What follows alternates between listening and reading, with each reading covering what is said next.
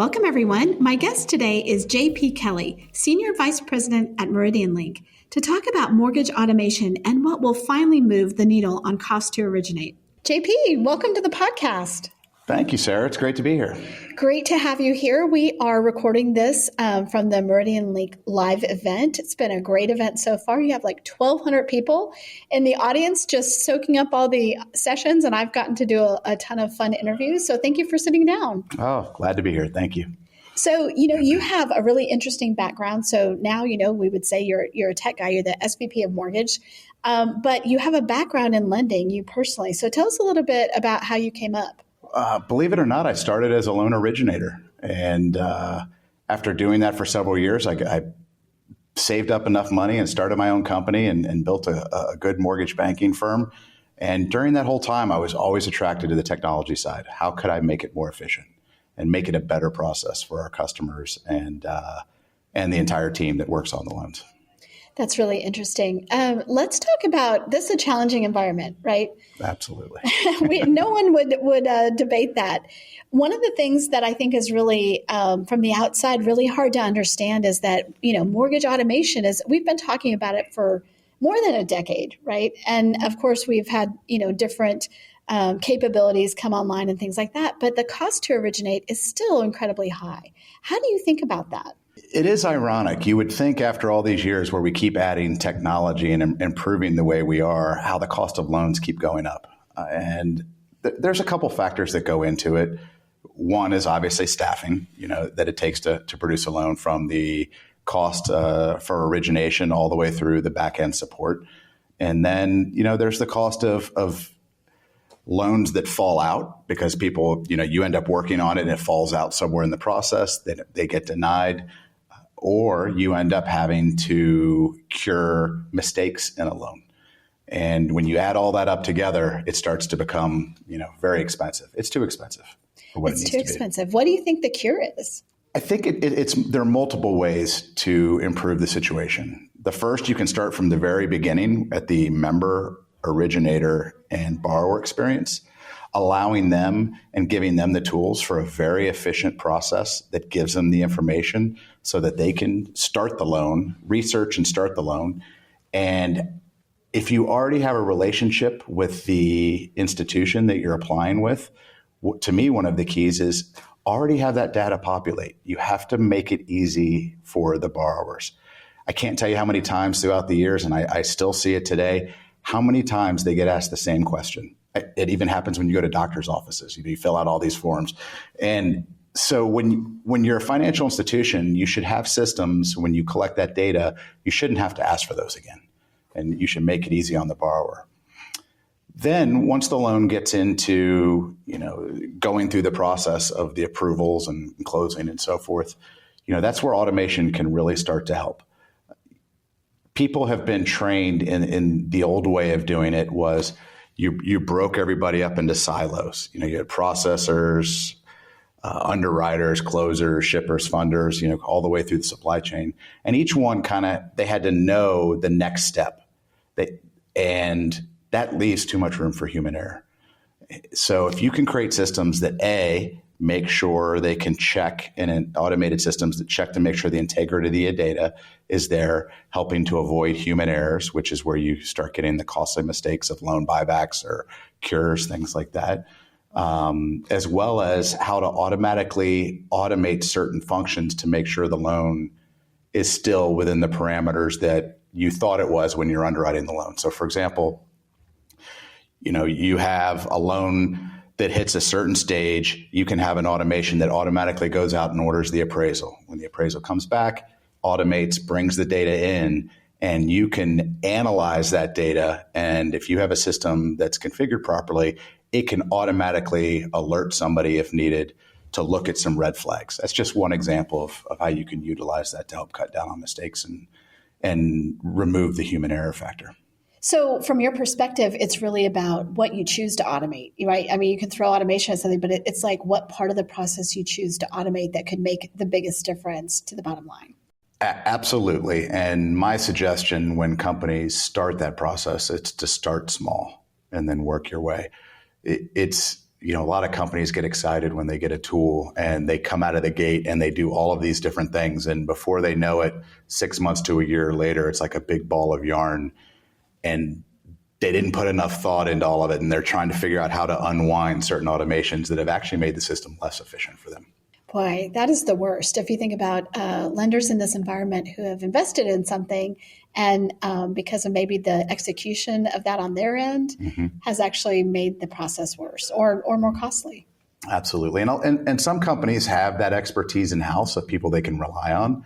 Other companies, they can get too busy, and people who are trying to put the thought in and the designing of the systems and those automations, they have day jobs doing other functions in the loan business. So it doesn't always get the attention it needs. So in those scenarios, I would suggest they reach out to consultants or different services that the vendors have. Like we have Admin Pro services that customers can reach out to help them through that process.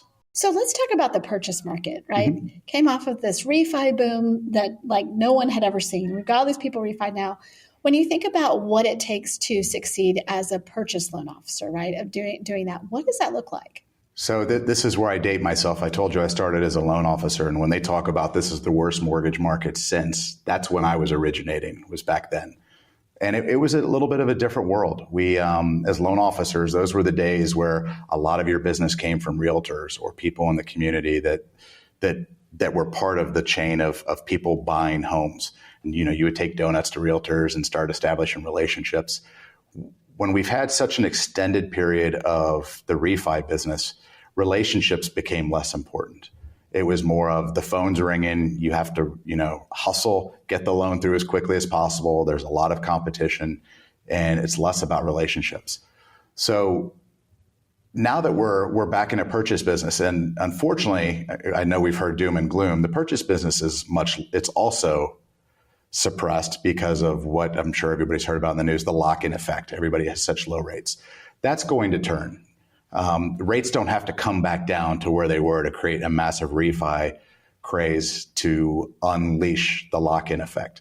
And as that purchase business starts, I think it's important for companies to invest in retraining their loan officers on how to work the strengths, join community organizations, get to know the realtors in their area, and understand what it's like to have more of a consultative approach to walking people through the process. Because it's still a scary process for people when they go and buy a home. It's typically the biggest purchase they've ever made in their entire life.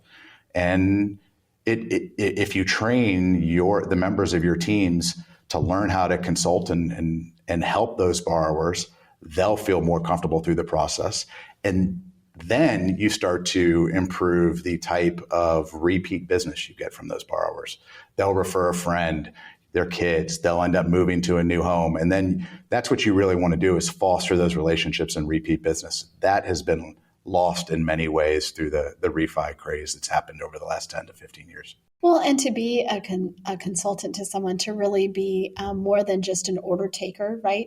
I think one of the opportunities that we see right now is in the home equity space, right? But that maybe takes somebody who's really able to find out what's going on with you as a homeowner and how much equity you have, and also what else is going on in your life. It really feels like it's a different process and maybe more consultative than some LOs are used to. That's absolutely true. And there's an area where technology can help those loan officers be more consultative. So for example, at Meridian Link, we have Meridian Link Mortgage. We have a lot of different products that help financial institutions, from account opening to consumer lending, mortgages. When you have all of that data in a financial institution, you have their entire profile of what their economic profile looks like. So if one of the neat things you can do with technology is, if someone's looking to buy a home, you can use technology to click a button. It'll show them how much they qualify for based upon their income, how much they're going to be putting down, et cetera. But you can take it a step further by connecting to the other systems that we have. It can pull in other loans very quickly and know what they have. They have an auto loan. It'll know the interest rate. They may have some credit cards or some unsecured debt. When you get that entire picture, then the system can say, well, yes, you qualify for a $200,000 mortgage, but if you refinance your auto loan to this rate, and we can give you an additional debt consolidation loan to pay off these credit cards, now you can qualify for a $250,000 loan. So that's the type of trust that a loan officer, if they use those types of tools, can gain with their customers.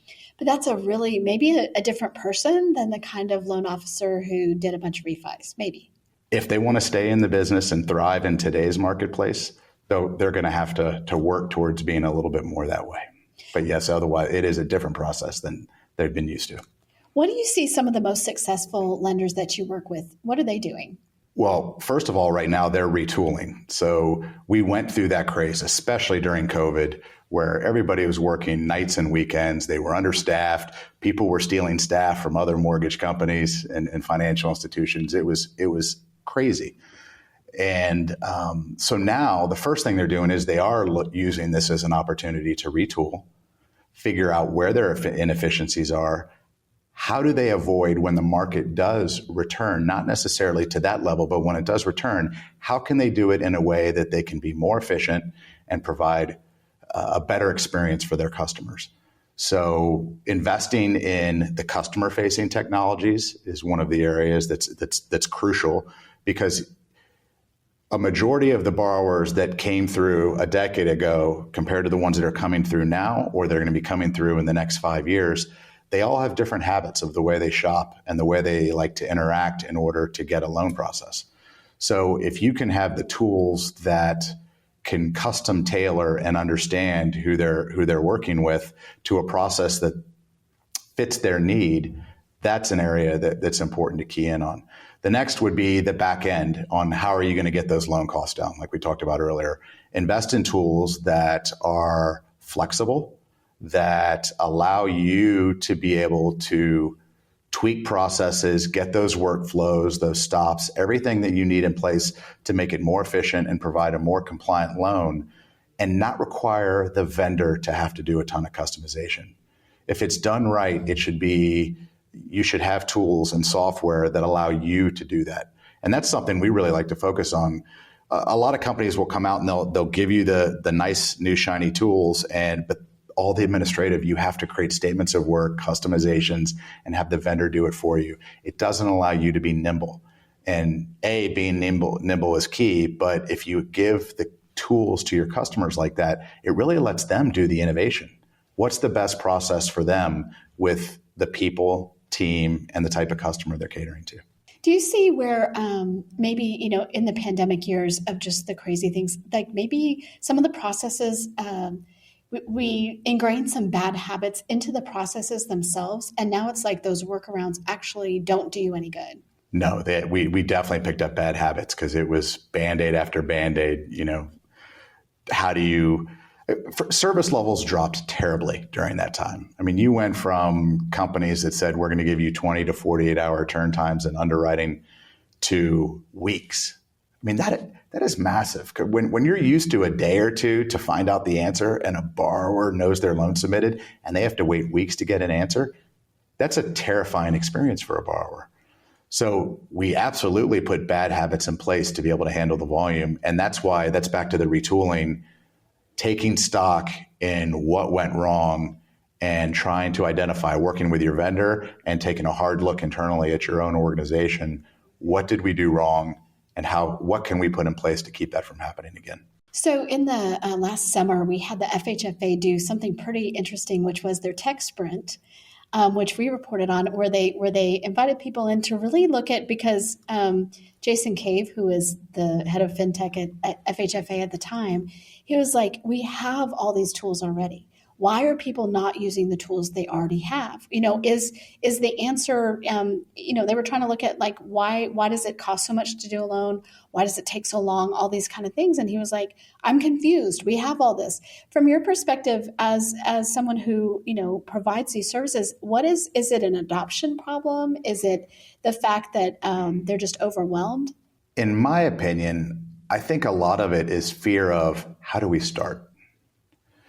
How do you get the ball rolling? And working with your vendor, whether it's working with your vendor or having somebody in your own organization that says, this is how we start. You just have to start one step at a time. figure out what went wrong, where do we want to get to, and then work your way backwards. What needs to happen? And if you start checking down that list one by one, you'll get there. But you can't be afraid to start. Sure. In your experience with lenders, who is the person that does that? Is it the CEO? Is it the chief information officer? And especially with the clients that Meridian Link works with, which are a lot of them they could be credit unions, they could be banks, they could be IMBs. I mean, there's a lot of different people doing that at these different places. I think it's important I think it has to come from the top down, because I think a significant part of being human is people don't like change. I mean, a lot of people are resistant to it. It's scary. They like what they do today. They're in a routine, and breaking a routine can be difficult. I actually heard today in one of our conferences, if you ever go and buy a home, as soon as you buy it, you start getting all these things in the mail. Well, people have done the studies that when you buy a home, you've broken a routine, and you have about a 60 to 90 day window where you're out of that routine of this is the way I need to manage money and this is the way I need to do that. And that's why they get flooded with offers of buy a bed, let's get new flooring, let's get this. I deserve a new couch because the old one has dog hair on it. All of those things, that's what they talked about in the, and that makes a lot of sense. So you have to break that pattern to get things started. Wow, that is so true. So I just bought a house a couple months ago. And you're getting tons of mail, aren't you? Well, and I'm buying the couch and doing all those things. It's one of the reasons that, home buying stimulates the economy, right? Absolutely. I mean, it's Fed Day when we're talking right now. We don't know what exactly the Fed's going to say, but it is one of the things that, the home buying transaction is so key to our economy for some of these same reasons. And that's why it's also great if you know the financial institution and you have the systems that are working correctly. A financial institution knows more about a customer's personal finance when they have recently applied for a loan, and you have all of that data. It's a perfect time. People are always going to have additional expenses when they go to move. If they qualify, it's a perfect time to give them an additional unsecured loan to help them with moving costs, decorating costs, if there's any any rooms they need to redo, bathrooms, that sort of thing. If they qualify, it's a perfect time to let them know about it now and make it easy for them. Especially, I mean, we all know like you shouldn't take out a loan, if you're trying to buy a house or whatever, but if you're working with your financial institution and they already know all the things about you and they've already approved you for this, and then they're like, hey, you also, qualify for that. I mean, they're not going to be looking out there for any of that on their own because they know it's, they shouldn't. Correct. Or they're putting it on credit cards where they're paying a lot more in interest and carry. A lot more interest. So, we've talked about that this is a challenging environment, although we see people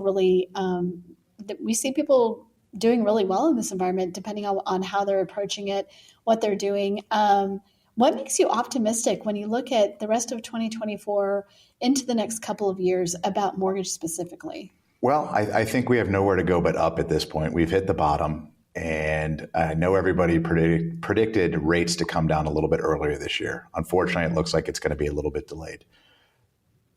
But it is going to happen at some point, from what most people are saying. And it doesn't have to come down to the levels that everybody was used to in order for business to be great.